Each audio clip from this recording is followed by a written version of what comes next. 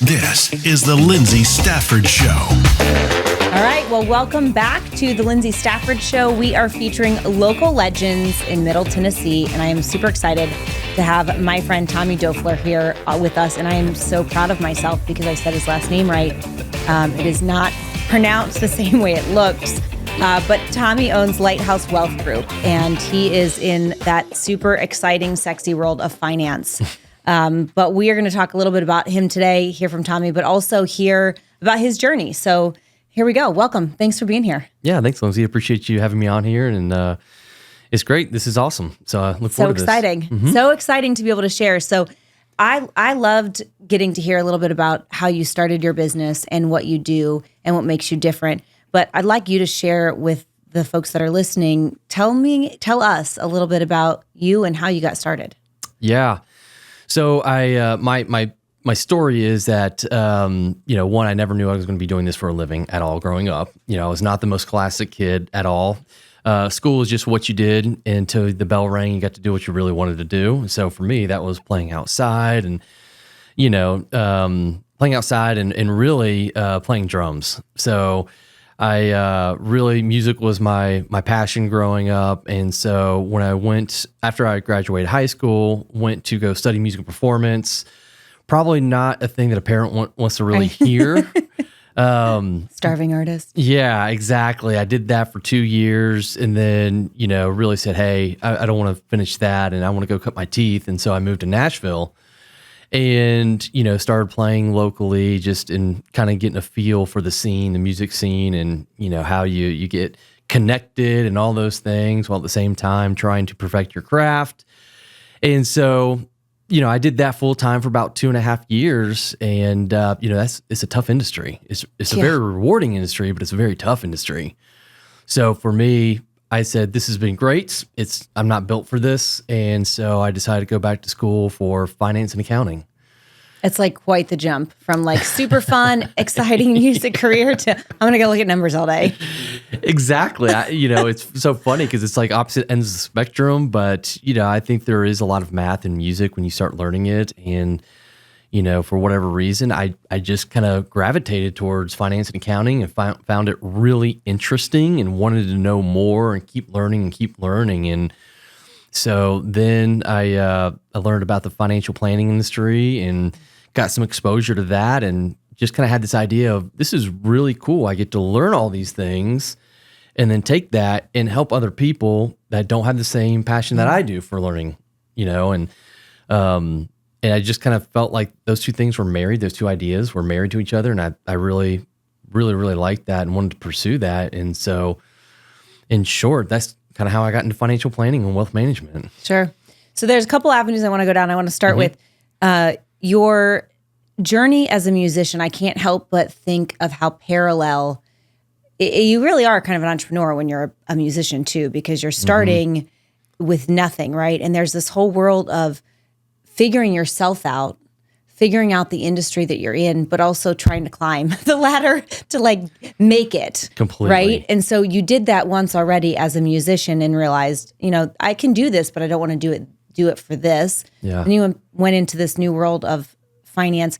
And I share this a lot, but it's kind of like God's got this map of our life from like start to finish. And we don't see how things connect, but it's there.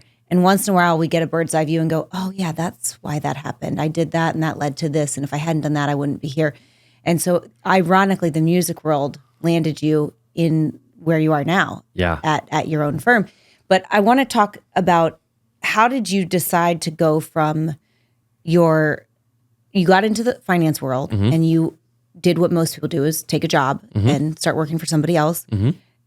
Help us see the transition because you are like a lot of people. Now I interview a lot of business owners. A lot of people say, I just did my own thing from day one. And then there are a lot of people like you and I who worked for somebody else for a long time and then took everything and learned and made something their own. Yeah. How did you decide to make that jump?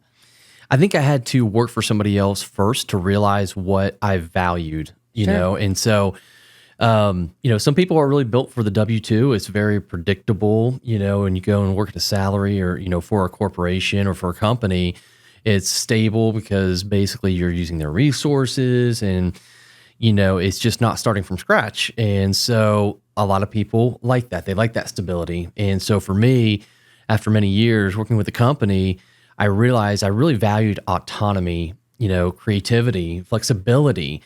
And those things, I really felt like I wanted to pursue those a lot more and flex those muscles a little bit more. And so for me, I really thought about it and I said, you know what, this is what I value. And if I keep doing this, keep doing what I'm doing, I'm not going to be very happy. And I'm always going to look back on the what ifs, which I didn't want to have. And so for me, it was a matter of, okay, now I want to go start my own company and continue doing what I'm doing, but with the idea of, hey, this is my interpretation of this. This is how I want to kind of put my stamp on this in the industry. And here's my ideas that I want to continuously pursue. And some people thrive in that. And what I found was I really did thrive in that atmosphere. And not everybody does, and rightfully so. It's not a right or wrong issue. It's apples and oranges. But for me, I could not go along and say, what if? And so I had to go figure that out. And I think that I learned that over time. It wasn't something that just kind of, oh, yeah, this is where I'm at. This is what I need to do. It was a slow progression into that to where I finally said, hey, I've got to make the jump now, because if I don't, I never will. It's so scary. I think back to my own journey, and like you, I spent 20 years working for somebody else for, Nike, American Eagle, Bath & Body Works, big companies in a corporate role. And that whole time, I don't know about your journey, but I know I was thinking, I'm worth so much more than what they pay me. Yeah. But also, I can do so much more than what I'm doing here. I'm capable of doing so much more. And the ability to influence and make a difference sometimes was outweighed by the priorities of somebody else. And that I hated. I wanted to be able to say, I don't really care what the ROI on this is. For me, it's about doing something that's going to benefit other people and doing the right thing. And sometimes that's not the most lucrative thing. 100%. And when you work for somebody else, you don't get to make those calls. You have to do what you're told to do. And that's great. There's a world for that, right? But when you work for you, you can truly go out there in the world and say, I don't have anyone telling me I have to or can't do this. I'm going to do what I want to do today. How did you transition and take that into your own business and lay the foundation for your company now, which Lighthouse Wealth Group, LLC, I want to make sure I say it correctly. Yeah. And I do want to dig into the name. I grew up in Scarborough, Maine, and Portland Headlight is the most photographed lighthouse in the world, I believe, at least in the country, and it's beautiful. So I'm curious about the lighthouse, but tell me how you transitioned that to laying the principles for your business. Yeah, I think, there's certain things I've learned along the way. And, to your point, it is, sometimes working for somebody else, there's ROI and there's other agendas. And then you get into, company politics and all these things that I felt like was a distraction of, okay, but what are we trying to do? What are we trying to accomplish? Let's stay with that. Let's create a vision here. And then we can make decisions based on what we want to do. And I think this is where, like we talked about earlier, you think of musician and finance and accounting on different ends of the spectrum, but this is where these dots connect because I wanted to put my spin, my thoughts, my ideas on how to improve what we do for clients. And, sometimes you don't always get that opportunity. And so, going out on my own was my opportunity to say, hey, this is where my creativity and my autonomy really gets to shine because I want to be able to do certain things and pursue ideas and do different strategies, which ultimately help the client because they're the lifeblood of our business, Sure. And so if we do something for them, then it's going to come back to us and good things happen at that point. And, I think that coming from a musician, you're always looking at different ways people are doing things and you're constantly learning.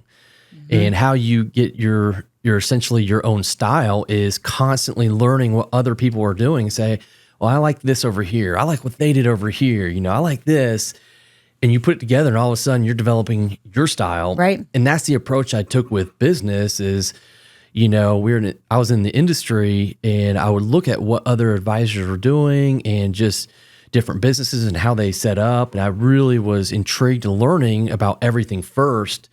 And then slowly but surely I started taking certain concepts. I like this, I like that, I like what this person's doing over here. And, that was kind of my style. That's where I developed my autonomy, my flexibility to be able to say, okay, hey, this is things that I want to pursue, and these are the ways I want to do things. And that's really, I think that was a big connection between musician and being in the world of finance and wealth management, is being able to have your own spin on things, because ultimately we're in the people business and there's many ways to do this business. There's different ways to do it and different business structures. And so this was my opportunity to say, great, I want to do this the way I really want to help people in the way I think they should be helped. And that's kind of why I decided to go on my own. I feel like that's a lot of people. There's, of course, the outliers, at least for me, and maybe it's just the business owners that I'm speaking to, but that's what it is. They want to do it the right way, and they want to do it the way that makes sense to them, and they want to help people genuinely. Yeah. And so I love this series that we're doing on local legends in Middle Tennessee, people that are out there making a difference, that are truly trying to help people make a difference. And you're definitely doing that. So amazing. Talk to me about one of the hardest things you had to do to get to where you are in your business. It's been 16 years you've been in business. That's quite the journey. You've made it by anyone's standards, because you're still here today. Yeah. And to build a brand to be around long-term is not an easy thing to do. A lot of people come into business and have a short-term quick fix mentality.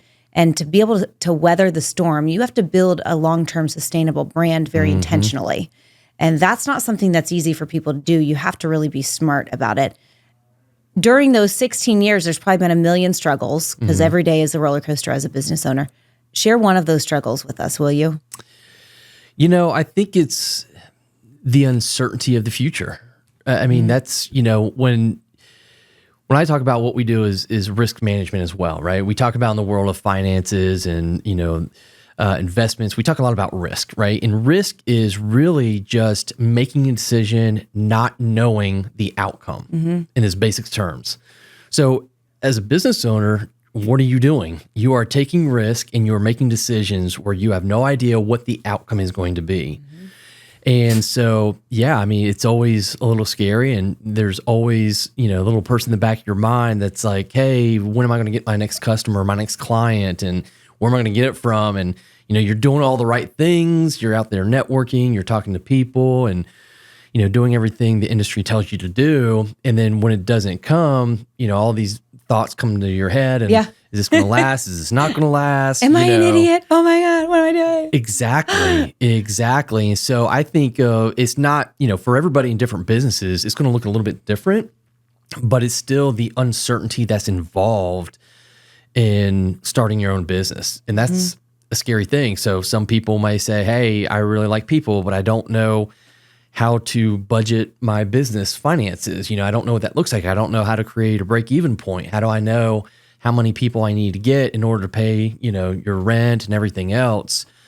Where some people say, hey, I know how to do that, but I'm really bad at sales. I don't know how to get out there and put myself out there and really talk to people. And so, as a business owner, you have to look at all those different facets, and it's scary sometimes. And it's just that unknown is, hey, I want to do this part. I like marketing, but I'm not very good at it. How do I get better? What do I need to do? Yeah. Or, man, I got to go out and talk to people. I'm an introvert, and man, that just scares me. Or, gosh, I don't know how to, put together a P&L statement or look at the financials. And that's very intimidating to me. So to me, it's just constantly that unknown of, hey, what is going to happen next? And that's why I think people are built to be employees, and there's people built to be, employers. And Can't be good at everything. Everyone's exactly meant to do something. I love the book Who Not How. I mentioned this a lot on my podcast. All about, have you read it? It's by Benjamin Hardy and Dan Sullivan. I have not read that. Okay, fantastic. They've actually co-authored, I think, 3 books together. Yes. And I'm a big Audible girl because I can listen to it while I'm working out or doing chores in the house or whatever. And that book is one that I recommend to anyone who is an aspiring entrepreneur or is an entrepreneur, because we all have our strengths. And when we try to be good at everything, we are going to fail miserably, and we're going to feel like a failure, and we're going to be burnt out. When we stick to what we're really good at, and we surround ourselves with people that are good at the other things, and we kind of outsource those things, that's when we hit that sweet spot. I want to hear when you made the jump from an employee to on your own, what was that like and what made you finally say, I'm going to do it? I think it had been building up for the last year and a half. It was just something that was constantly on my mind that I could not really get rid of. It was this constant thought of, hey, what about this? What about this? This would be really cool. This would be really cool. And so, it wasn't something that I just did on a snap decision. You can't be that impulsive. Wouldn't imagine as a finance guy, you're going to make a quick decision like that. Fair point. I'm a planner, right? Yeah. So that's a job. yeah, we do the same thing. I do the same thing. And so it was just something that I could not let go of and get past. And it kept coming back. And so I wanted to do my due diligence. I wanted to, pray about it and say, okay, God, is this, are you telling me something here? And, for me, it was just, I became unhappy because I didn't have that. And so for me, it was a point in my life where I've said, okay, I've have enough years in the industry. I get it. I know how this works. But, the older I get, the harder it's going to get. And because I'm going to apt to take less risk. Sure. So in my mind, I was like, man, if I'm going to do this, now's the time to do it. Because if I wait 5 years, I'm going to get content. I'm going to get, a little lazy as far as that goes. And I won't make that jump. And then I don't want to live with regrets. So for me, it was like, hey, okay, I can't get rid of this feeling. I cannot get rid of these thoughts of going out on my own. I need to do this. Yes, it's going to be scary. There's going to be uncertainty. But you know what? Some people thrive in that atmosphere. And I just said, I want to do it. And I want to do it like my life depended on it. And I'm going after it. When you left and went out on your own, did you see success immediately? Were you like have 1 million clients and just everything was like overnight? No. It wasn't? Yeah. Wow.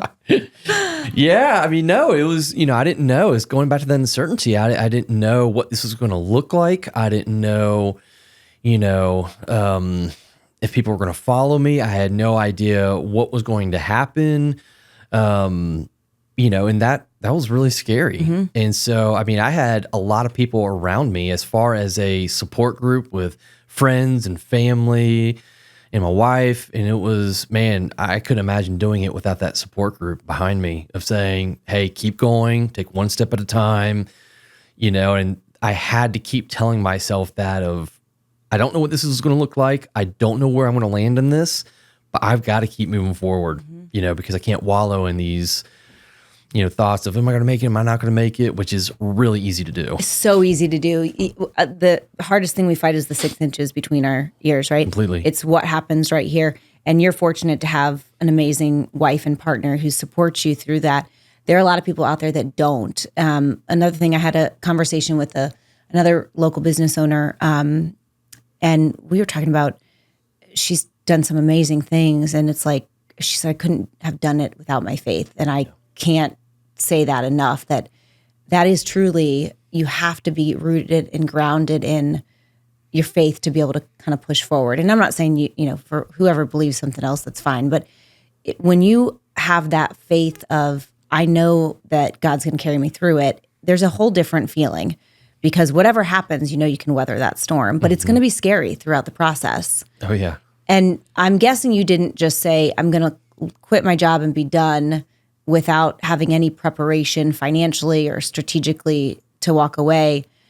So you got to have some foundation. But to somebody who's looking to make that move but can't let go, and I was there. I had the golden handcuffs, all the things that, salary and car and benefits and all the things, 6-figure income, all those things. But to walk away from that, to take a chance on you is super scary. What would you say to someone who's in that boat now, who really is feeling this pull to do something different, but can't take the leap? I would say a couple things. One is do your due diligence. Don't just Spoken like a true planner. I know. You're right? I had to say it. Well, and let me tell you why. It's because too many times I think people just, they don't like working for somebody else because of structure or whatever. They can't do it. And so they just make these snap decisions, just go on their own. And it's like, well, hold on, time out, like slow down for a second.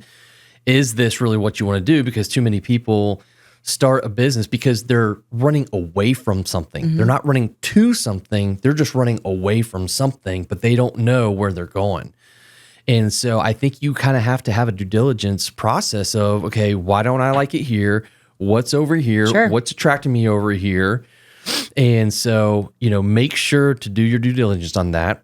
And the second thing is really you have to 120% believe in yourself, and you just got to say, I got to thrive. I got to figure out that I'm going to do this, and I want to figure out a way that I'm going to love doing this in the process, because it's too hard to do by yourself.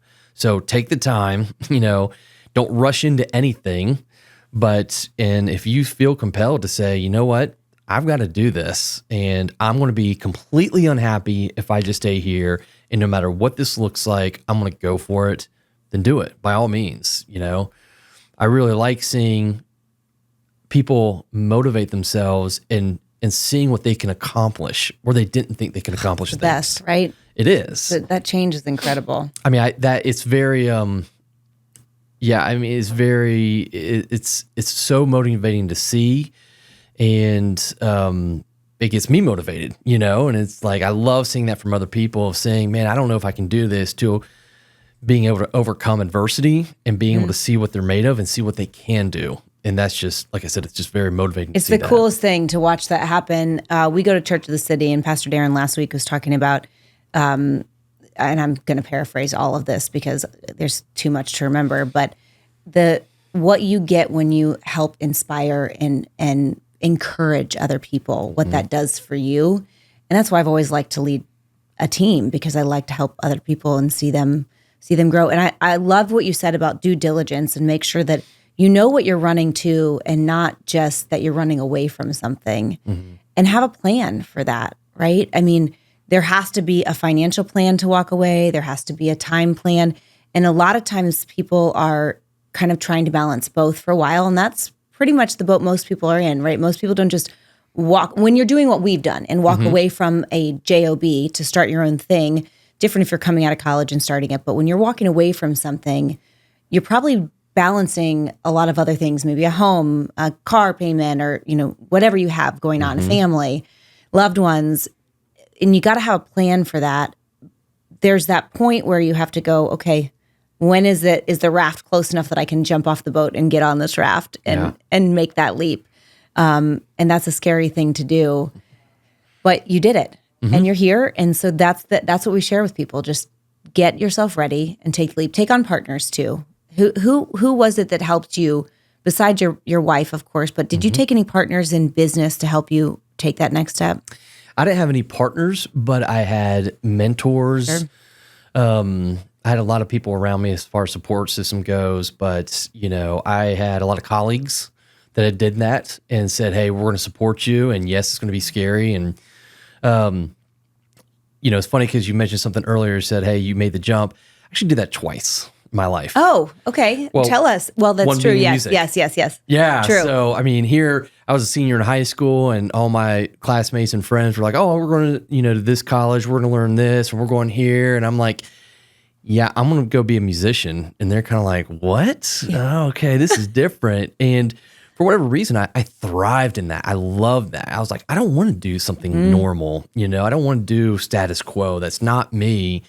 So then I did that, and then I made the jump again. And after 16 years, and I've just come now to realize that's who I am. I'm going to be a little bit of a risk taker in that situation, in both those situations, because there's no ceiling to this, for any entrepreneur.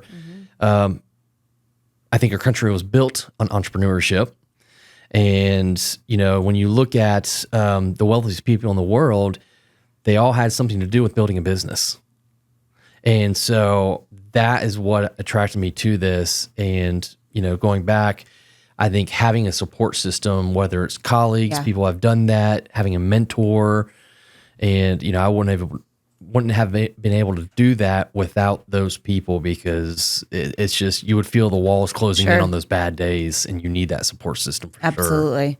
So financial advisor that's also a risk taker. I'm not sure that that's a common thing to find. I'm just teasing you, but it's true. And one of the best pieces of advice I can give somebody who's starting business is surround yourself with people that are going to give you good advice, almost your inner circle of advisors. And I have several of those, and I will call them, sporadically to say, hey, I've got this thing going on. What do you think about this? Right. I've always kind of like been collecting my advisor team as I grow through my life and have this table of people that can give you good sound advice that are going to help push you through. I think back to when I took that leap from corporate to doing something on my own, and I balanced building a business and a full-time job for several years before I took that leap of faith and walked away. And it's very scary. Yeah. It's a very scary thing to do. So I applaud you for doing that.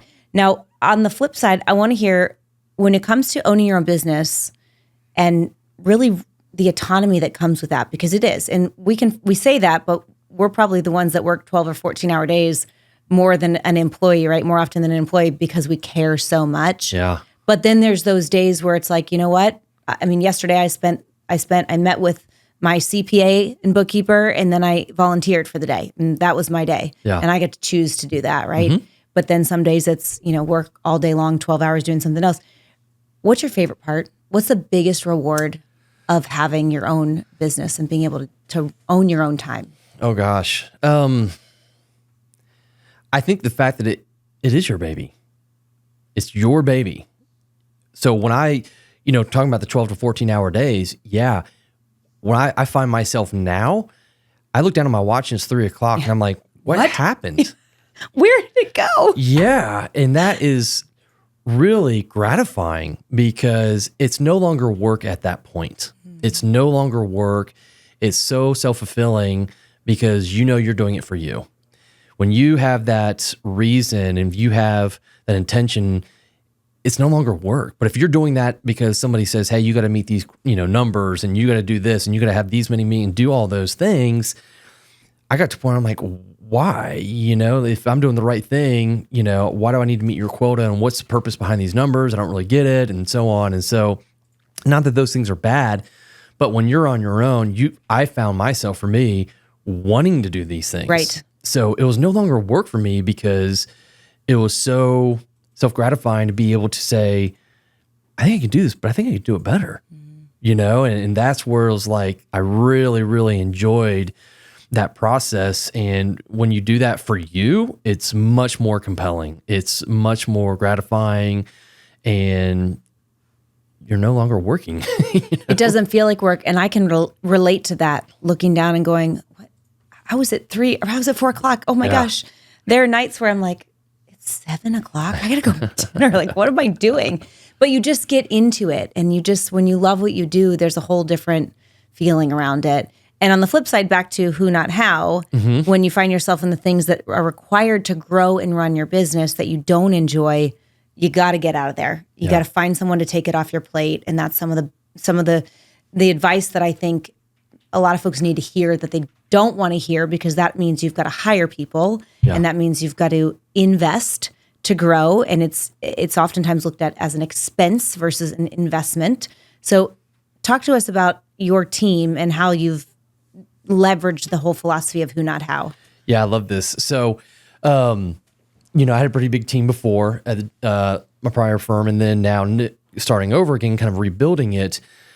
I think my joy comes from, let me back up here for a second. Rocket Fuel. Have you read that book? No, but I guess I need to. Okay. It's I think you told me that when we had lunch too. Yeah, I need I'm going to butcher the name, so I'm not going to mention the authors, but really good book. And I read that, and basically it said, hey, when you're in business, there's a visionary and there's an implementer. Okay. And it goes deep into both of those, personality types and, these characters, right? So what I found is I'm the quintessential visionary, right? I'm looking, 10 steps ahead and saying, where are we going with this thing? And so what I realize is, okay, great. Neither one of them are right or wrong, but they're very complementary towards each other. And if you can find that, then it basically, using the analogy, is like rocket fuel. You'll take off with that. And so for me and the other advisor on my team, we're very different, but I see the skill sets, what he does, and they don't match what I do. And my skill sets don't match what he does, but I'm like, this is perfect. This is this is a good match because we're not chasing the same thing. Correct. You can't have two visionaries working side by side. They drive each other crazy. No, but nothing would get done. Yeah, exactly. Or two implementers, they'd be working, but they wouldn't know which direction they were going in. They'd be like a hamster on a wheel moving, but not going anywhere. Right.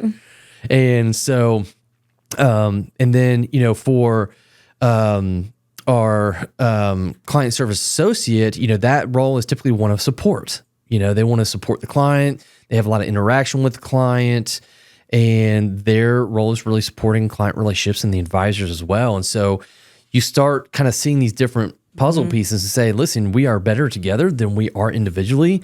And if we can build a team, it's 1 + 1 = 3. And I saw that, and that absolutely works. I've been in certain events in my life where I saw people come together and accomplish something that they could not do on their own. But to your point, you've got to see certain skill sets. So what I try to do is really say, okay, let me work with somebody. What do they enjoy? What is their passion? Where do they gravitate towards naturally? Not, are they just doing what I'm telling them to do? Right. But what do they really enjoy? And let me put them in that position where they can really shine. And that to me is really fun because they just, again, going back to now they're motivated, now they want to do these things, right. And you're putting in that position for them to shine. And that's really fun. The difference between, I echo everything you said, the difference between working in, and I'm generalizing, of course, but working in in corporate America versus when you get to call the shots, I found in my previous life, it was about make people better at the things they're not good at. They need to get better at this. They need to improve this. What areas do you need? Every review is like, what areas do you need to rate your team to improve on? I just throw all that out the window, and it's like, if you're not good at it, we're not gonna have you do that. We're gonna have you do what you're good at, and I'll find somebody else to do the other things. I know what I'm not good at. I will never go without a bookkeeper because the books won't get done. I will not do it. It is worth the investment every month to pay my bookkeeper to do my books because I'm not gonna do it. And if you try to make me do it, I would probably clean the bathrooms before I would do that. And that's when we put people in the zone that they're really good at, it's like magic happens. Now I'm going to ask a question because this is something that for business owners that are right here, they could go into something bigger, but they are not ready or not willing or don't see the vision to take in that next step. Would you be in the situation with your business, the successful situation that you're in, if you didn't have one or two of the people that you have on your team? No. Would you be more profitable without them? More profitable, I mean, you could say yes because you're getting expense off the maybe sheet, but could I survive? No. Right. So no is really the answer, right? It might look like it, but see, that's where people get stuck. They see a line item as an expense. Your employees are an expense, and it's you're investing. What is that bringing back for you when you invest that much in the labor? What's the return on that? And that's we can measure that. Can't really measure that, but it's that thought process, right? Of I won't be able to do this without them. Yes. So when I was studying for my CPA exam, I loved learning everything about accounting. I know that sounds really nerdy, and it is, but I loved learning about it and the balance sheets and the financial statements. But I think what I learned at the end of the day is there's hard numbers, right? There's formulas that you can look at. There's ratios you can look at. And those are good things to study and learn. And that's what an accountant or CPA does, or bookkeeper is, hey, I'm noticing trends here. Here's, they're interpreting those numbers. At the end of the day, you look at those things to say, where's my attention need to be drawn? But I'm a big advocate of you don't just make decisions based on numbers alone. And that's where you can get in real trouble doing that. And to your point, you can look at a line item and say, oh, I could be more profitable. I got rid of this, and this. But is your business going to survive without that? In the short term, yes. But in the long term, you said, no, you won't survive. Right. And so you got to look at the human element a lot of times with businesses and say, okay, great, we might be, this line item might not look great today, but there's a reason for that. There's a purpose. And yes, we've got to look at revenue and how do we increase that and what do we need to do and what resources do we need to put behind that. And, again, that's going to be different for everybody, and that's the beauty about business owners. If you get 10 people in a room and you tell them, hey, what do you think? How do you think you ought to build a certain business? You're going to get 10 different answers. Right. And that's not a bad thing, but, just don't look at the numbers and the numbers alone, because that doesn't tell you that. It's such a good point from a finance guy. Don't look at the numbers, aren't all you can look at. I can't tell you how many business owners I have these conversations with about investing in marketing, branding long term, right? So the suggested is 20% of your gross revenue invested in marketing and branding, advertising. Mm-hmm. Now that's a scary number for a lot of people. Most people don't even put that in their investments or savings account, but 5% is better than nothing, right? 5% is better than nothing. If it's not 20, that's okay. But you start wiping these things out, and then, let's say you're marketing or advertising, you're spending money on something. It's like, well, I can't directly correlate that to a result, but I stopped doing that, and you don't see the results right away. But 6 months, 12 months, 18 months down the road, it's like, well, I'm not seeing that same exposure. I'm not getting that same response. Because you stopped paying for this item in your budget, and you can't just make decisions based on numbers alone. You have to look at the big picture and your strategy. Okay, I've kept you for way too long. I am so grateful that you came here today, and this has been awesome. Can you, one more question, and then we'll just close it out. Yeah. I want to hear, for someone who's an aspiring entrepreneur, but scared to make the jump, what advice do you have? The number one thing is have a support system around you. If you're going to make the jump. Get support group around you, people you can go to.